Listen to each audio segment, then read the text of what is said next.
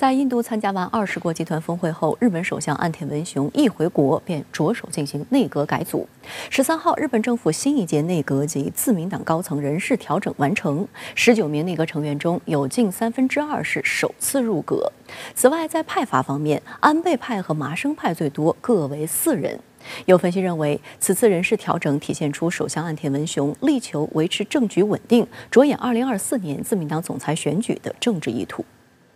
午後1時に組閣本部が立ち上がった後、総理官邸の玄関には次から次へと閣僚を乗せた車が到着しています。午後1時半前から今回留任となった松野官房長官が新しい閣僚の布陣の読み上げを行いました。閣僚19人のうち初入閣が11人。11位新阁员中，自民党众议员宫下一郎首次入阁，接替上个月在福岛核污水排放问题上出现争议言论的野村哲郎，出任农林水产大臣。多家日媒评论称，总体而言，这次改组动静不小，变化不大。表面看，虽然有11人首次入阁，但多个要职并未换人，包括内阁官房长官松野博一、经济产业大臣西村康稔、数字大臣河野太郎、经济安保大臣高市早苗、财务大臣铃木俊一等留任。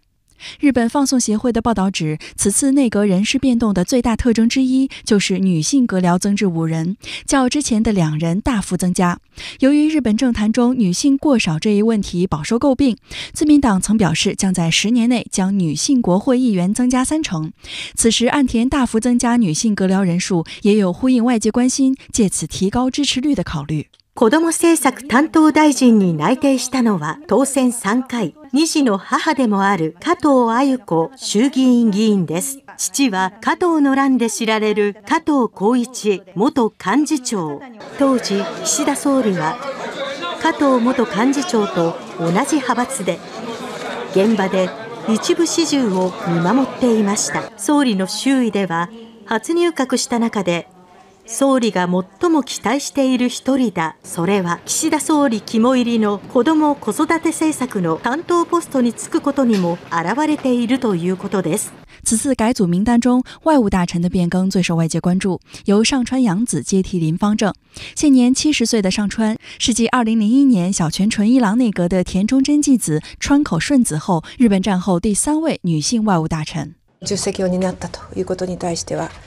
全てを捧げて頑張っていきたいなと思っています。对于熟悉日本政治的人来说，上川不是新鲜面孔。他有5次入阁经验，在安倍内阁和菅义伟内阁担任法务大臣，任内批准了总计16名死刑犯的执行令，是上世纪80年代后批准最多死刑执行令的法务大臣，被外界形容为铁腕大臣。最出名的批准令是2018年7月批准执行东京地铁沙林毒气事件的主谋麻原彰晃与其余12名奥姆真理教核心干部死刑。但耐人寻味的是，上川少有外交方面的履历或者经验，不过他能说一口流利的英文。公开资料显示，上川毕业于美国哈佛大学肯尼迪学院，与前外务大臣林芳正、茂木敏充是校友。有分析指出，对于曾任外务大臣也一向重视外交应对的岸田文雄来说，除了考虑到上川的女性身份外，上川和被撤换的林芳正相同，同属岸田派的人马，前后人选的替换在政策意志的执行上对岸田的影响相对较小。至于被外界称为知华派的林芳正去职，观察认为这不意味着岸田的外交政策将大幅改变，政策的制定本身就不以个人理念而决定。林芳正在任的1年多时间里，中日关系也并未如此前所料有大幅改善，反而因近期福岛核污水排海而波折不断。林芳正呢，他也是具有相当的政治的进取心，那么他也不讳言自己要竞选未来的日本首相。这一次把外务大臣给了并没有实际很多丰富外交经验的上川洋子呢，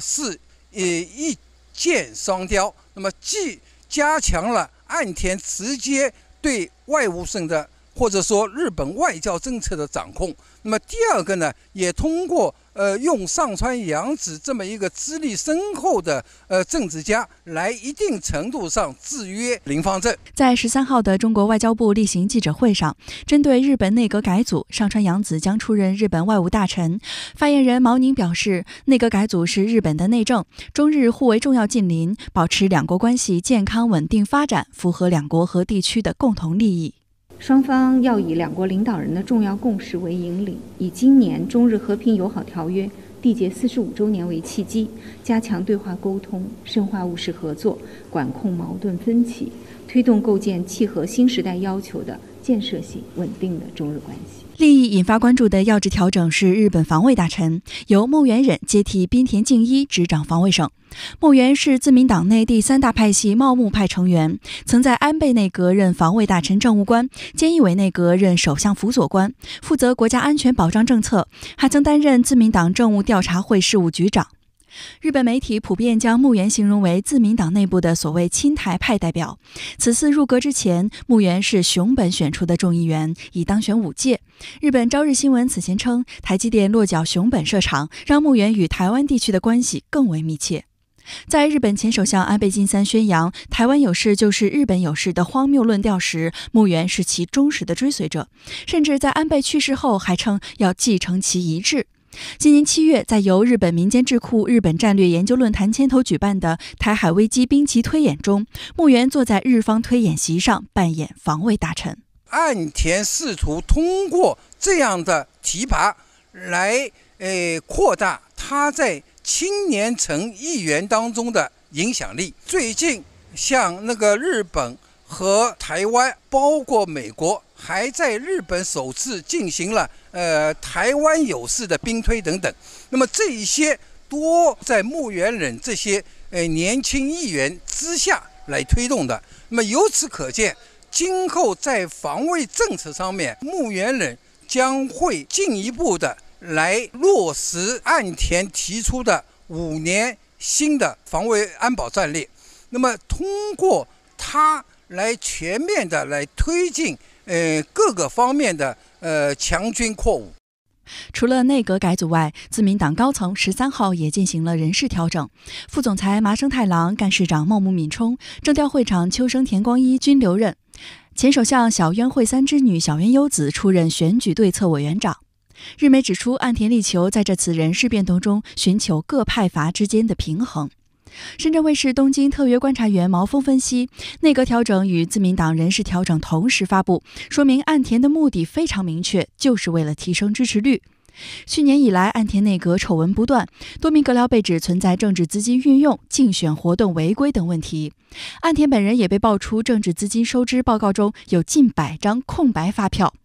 今年5月，岸田文雄长子岸田祥太郎被媒体曝光，去年年底在首相宫邸举行派对，并与亲戚等人拍摄模仿内阁阻隔情形的不当照片。他随后辞去首相秘书官职务。最新民调显示，岸田内阁的支持率仅为26%，较上月下跌2个百分点。在日本政坛，支持率低于30%被认为进入危险水域，代表执政遇到困难。岸田内阁的支持率已连续2个月处于危险水域。原定的是要在9月底左右进行的，那么突然之间提前进行了那么一次改组，它是为了明年自民党总裁选举来做出布局，主要是要通过留任现在的自民党干事长那个茂木敏充，这么呢一些重要的跟他可能会要在明年在总裁选举当中进行竞争的，他的重要的一步棋就是说通过稳定他们在执政自民党内，在内阁内，那么这样呢就减少了他们参与明年与他竞争自民党总裁的那么一个因素。巧合的是，日本的近邻韩国13号当天也小幅改组内阁，总统尹锡悦提名联合参谋本部前次长、陆军中将出身的国会议员申元实出任韩国新一任国防部长。现任防长李忠燮此前一天曾表达辞职意愿。相关话题来连线特约评论员陈斌。陈先生您好。日本首相岸田文雄结束 G20 峰会后就立即改组内阁，您对此有何观察？主持人好，今年以来，日本经济增长乏力，似乎没有迹象能够证明可持续发展。岸田文雄的内阁民意支持率呢，因此持续的下滑，在7、8两个月，内阁支持率均处在30%以下的危险水域，不支持率已经上升到68%。那么，为了挽回民心，岸田呢决定改组内阁，而且呢改组的幅度比较大，19名内阁成员中有13名变动。接下来的问题是，内阁改组能否挽回民意支持呢？目前看起来呢仍然比较难，因为即便换了人，问题还在那儿。首先，岸田内阁应对通胀措施不力，引发民众的强烈不满，物价呢在上涨，而日本民众的实际收入在下降，控制物价上涨和增加收入都很难在短时间内见效。其次，日本央行的超宽松政策使得日元的综合实力在下降，进而影响到进口。日元贬值呢，不应该对出口有利，但是海外需求的收缩使得日本出口量也在下降，经济低迷。三是为了推动政府服务数字化，岸田决定呢，推行个人编号卡的制度，把身份证与公共资金领取账户、健康保险证3合1。但是呢，接连爆出绑定错误、公民隐私外泄等比较大的事故，民众认为岸田政府的执政能力比较差。四是岸田内阁坚持将福岛核污染水排海，不仅在日本国内引发了巨大的争议，也引发中国等方面的反制。现在这个核污染水呢已经排海，即便内阁重组也难以挽回民意。日本民调显示，81.9%的民众认为政府呢对核污染水排海解释不充分，高达88.1%的人认为这个排污入海呢会给日本带来很大或者是一定程度的形象受损。日本的观察家认为，仅仅改组内阁呢，恐怕救不了岸田文雄，不能让岸田政府起死回生。只是目前自民党内部暂无明显的反对力量，在野党呢也没有推翻岸田政府的实力，因此今后日本呢将呈现出岸田政权继续存在，但是支持率持续低迷的局面。也有人认为，这次改组的主要目标是岸田呢为明年竞选连任自民党总裁做准备。19名内阁成员中有11人呢为首次入阁，5名女性，这个入阁也创造了历史新高，似乎呢都是为了明年连任而提振人气，给人们一种焕然一新的感觉。